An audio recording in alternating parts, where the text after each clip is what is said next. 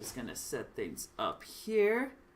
We can move it over and I'll just fix it up as we're going. Correct me if I'm wrong, but Iceman used to play Ribbon, right? Iceman is actually a versatile player. I've seen Iceman play Coil. I've seen Iceman play a lot of characters. So it just so happens that in this case he has decided that he is going to be playing a Min. Yeah, we actually had a lobby go started. Iceman, Penzo, and Leaf. And I actually did play against his Min. It was very, very scary. Doing a lot of the same things he's doing right now. Again, Growth 5 Ram is very, very hard for Lola D. And we're seeing that Penzo is having no success getting through this wall here. Anytime that Iceman has his arms out, Penzo's getting hit.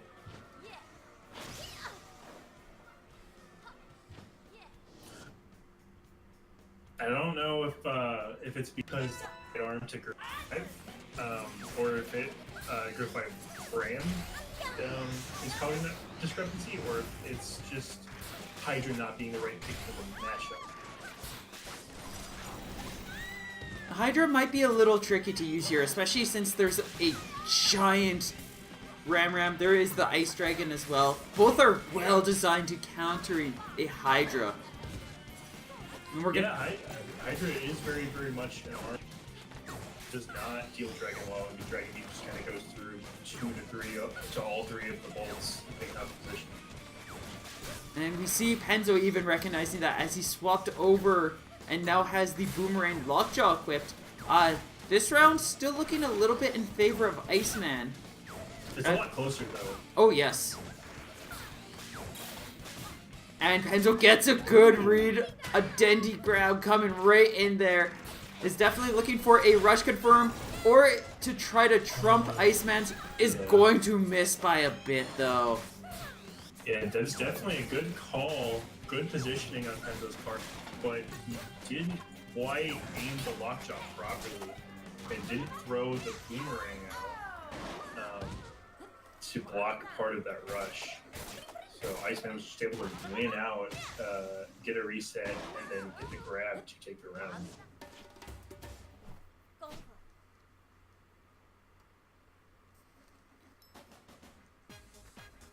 Let's see, let's head back over to them to see what's going on. Yeah, Mazo might also just, it's a good stage for Dragon Use. It's also a good stage for Pressure, and we have a combo of Pressure and Dragon on the same set. It's a very, very deadly combination. They could just cause many bad times. Yeah, Growth 5 Chakram definitely puts on a lot of pressure just by being out. Just to do a quick update on the brackets. In the loser side, it looks like we've got, in losers round 2, Aloria versus Okrim. And we're waiting for Yam and Gleeface to finish their battle. It looks like they're in the middle of a very heated match. And whoever wins that will be facing on against Cuttlefish, and then moving on to Rifa. Yeah, it looks like Grimwood lost 2-1 to Cuttlefish, who was playing B&B. And so that's 2 B&Bs in this bracket. Huh. That's pretty cool. Bite and Bark, I'd actually say Bite and Bark is actually pretty good against... Oh, yeah. Against Brass, for sure. Oh, yeah. Just having the third shot, and Bite and Bark's movement is solid enough that you can find these really nice windows to poke in and get some incredible, just, terror. Well, you know, B&B's dash itself is, I believe, the same distance as Spring Man's. It's just, or the same speed, one of the two, and it's just either slower distance and slightly slower initial dash, or the same distance and slower dash speed all the way through. I don't remember which one it is. From my experience moving as both characters, I'd say the same speed, but travels less. Okay, yeah. But he has a mean jump. And if you have a loadout that... Very good jump and air dash. Mm-hmm. And then he just has even more with Bark in tow. Just couple it all up together. Yeah. Also, the fact that Bark's punch when charged is a toaster is great against brass, for sure. It's not as much damage, but a charged toaster from Bark is still enough to knock him down, and sometimes that's literally all you want. Well, if you can get brass out of armor, then you have removed his biggest strength, because when he's in armor, he gets a match to his character. Mm-hmm. And he's the best armor in the game.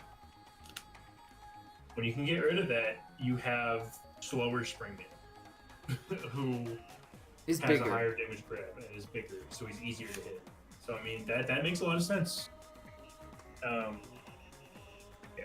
For this match that we're currently watching, I'd say also the fact that Min Min can get free charge on Mausoleum on the outset of the round is a very big boon to Iceman in that matchup. Well, it's not free, but it's like easy. It's pretty easy, and the big thing there is Min Min does super well in pressure states, but she also generally wants at least a little bit of space to get that Dragon Arm. Mausoleum does both so easily because you get your Dragon Arm quickly, and then all of a sudden now there's like a small circle, so your opponent, you don't even have to close in the gap very much. Your opponent just start chasing your foe. They're already there. And the Hydra also, again, just did not work at all for Penzo. I really hope that they either switch characters. I know they used to play Kid Cobra and a couple other characters. Kid Cobra's hot. Or they switch Hydra out for something more versatile. Mm-hmm.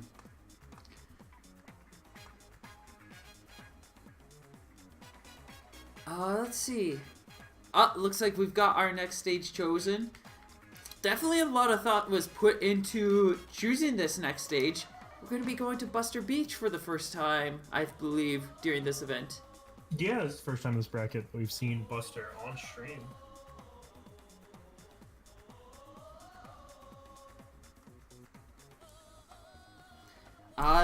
What do you think might happen because of this choice? I'm expecting Penzo's probably gonna... Every time that I'm expecting something so far, I've been wrong. So, I'm just gonna wait and see what happens. Well, I want a wrong prediction then. I'm gonna take a guess and say that this kinda is a decent stage for Dr. Coil or Min Min, so I'm expecting Iceman to go with one of those two here. You know, Ribbon isn't bad on the stage either, and I think Ribbon Lola is a pretty fair matchup now. We do see the switch to Cobra. Nice. I mean, Cobra's good on any stage. He's a great character, obviously, but with this much space to move around that Girth 5 RAM and arms to deal with it, I think is going to go well for Penzo. This definitely can work out pretty well. Starting things off, Penzo going to be in an advantage state as Iceman. Normally, you don't want to be backed up to the Hot Pocket, but Min Min's actually a character that allows her to get that Dragon Arm and get the fight going, where now Iceman's just immediately pressured and backed up to a wall and is now having to try to fight for some kind of room.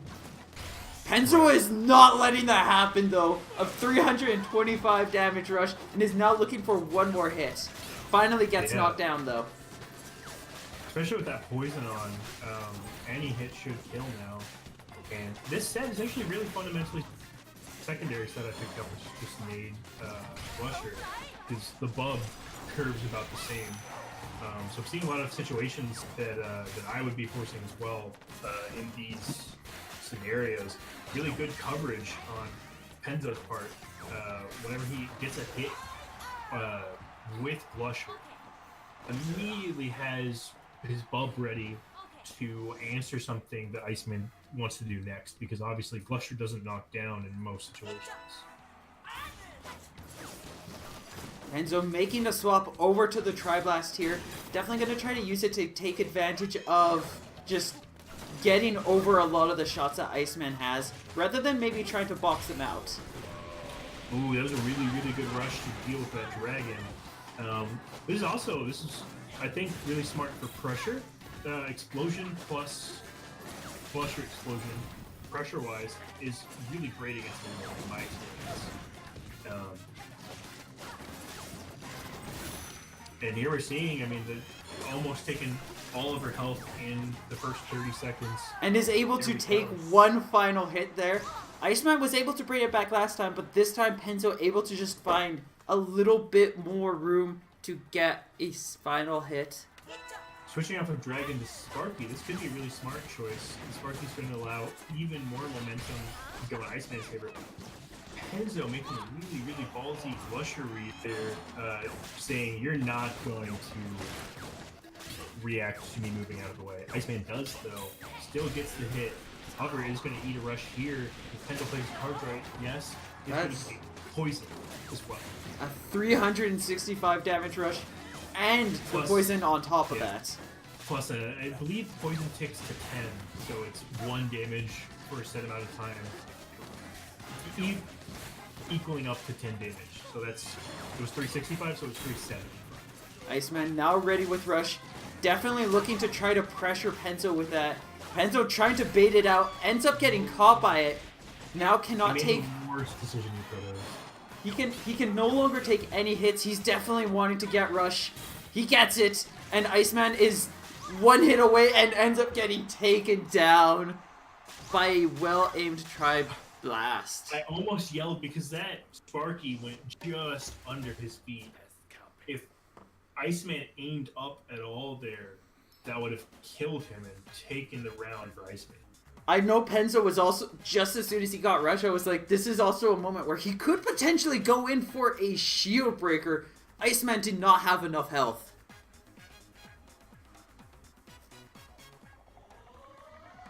Say that again? My brain just turned off. Oh, Penzo had shield breaker basically. Oh yeah, for sure. Because Glusher has so much shield chip damage, so the Tri-Blast has a lot. So much shield damage. I did not 7 shield breaks in a row. Every time I got rush for actually just 7 games in a row. Yeah. Tri-Blast or Glusher and Lockjaw are actually really good shield breaker loadouts because the way they move, the way they behave, and the way they're able to deal their damage. You can get a Lockjaw or a Glusher to shield break and then do 100 damage on top of that. Yeah, with the Glusher rush, if you get the shield break, it automatically damage and poisons. Which is outrageously good. And our final match for these two is going to be going to none other than the Scrapyard. Oh, you know, Iceman's gonna like that a lot with any of his characters, especially if he commits to this Min Dragon. That's such a spacious stage. I think this, if I'm not mistaken, this is one of the stages Kid Cobra struggles with a little bit more. So he's definitely trying to shut that out with Penzo. I could see that, but if Penzo stays Cobra and stays Tri-Blast Glusher, both are good poking tools. And can work from a distance as well. I think Tri-Blast is weakest at a distance, but it's still a fantastic poking. It still works really well at a long distance. And then by itself, it doesn't necessarily work at a long distance, at max distance, but with its partner, whatever its partner is, as long as you have a good partner arm like Boomerang, like Glusher, like a Glove, Tri-Blast works fantastically. No switches from either player, it looks like. Oh no, we're Penzo going in with the nade! Nade Boomerang. I wasn't paying enough attention to Penzo side of the screen, apparently. And Iceman playing Sparky, Dragon, I think. Both Cold Weather and I love Dragon sets. Iceman works very well. Iceman's starting with a height advantage, but Penzo is going to be able to successfully trade in those height advantage situations, and now has a quick health lead, but Iceman gonna quickly take that away with a freeze grab combo, and now has a dragon arm. This loadout basically tells Penzo that he just doesn't want to be on the ground, because look at all of these freezes that are happening. Yeah. This stage is interesting for Cobra, I feel like, because he can definitely just jump and be even with whoever's on top of the platform. But he is a character I feel like more than most doesn't like having people under him. In the right circumstances, it can work really well, but at a distance, it does not work too well in his favor. Yeah, Like when he was up on the platform, I was switching flat back Coco, the infamous ranked set we see from Pine a lot, we see from certain other players. It's caused a lot of rage in this game. Very popular, especially in Japan. Popularized in Japan by a couple of Kid Cobra players there. And then, yeah, players like Pineapple kind of went into mastering what you need to do with it. He keeps overcommitting. He doesn't need to commit so much when he didn't, and now he actually does because he needs to make up this deficit. Very unfortunate. Doesn't get the confirmed there either. Not even going to get the break. And that is going to be more than enough for Iceman to finish off Penzo and be able to move on to face off against